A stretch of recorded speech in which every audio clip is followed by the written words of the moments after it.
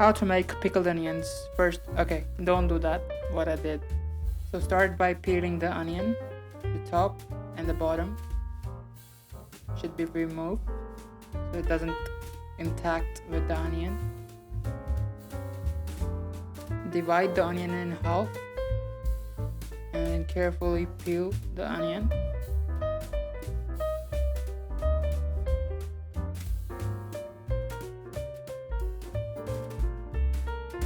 And rinse the onion.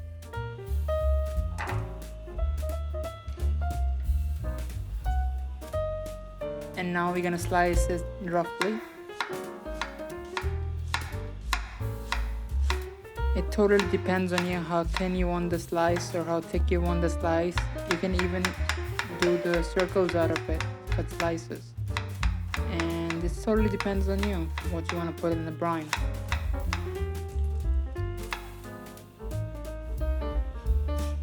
So after this one is done, do the same with another onion. I mean the same onion, but at half.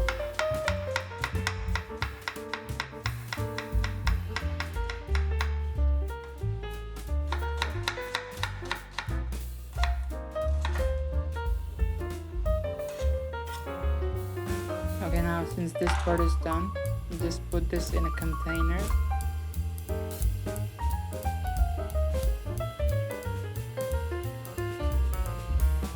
And try to separate it with your hands, the onions.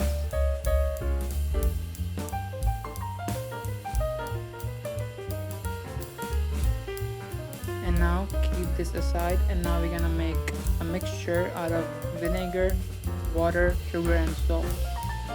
So half cup of vinegar. It's a distilled vinegar. You can also use apple cider vinegar or red wine vinegar. It's the perfect one. I'm gonna use half cup of water. Some peppercorns, about 8 or 9, depends on how spicy you want. A tablespoon of sugar, some salt,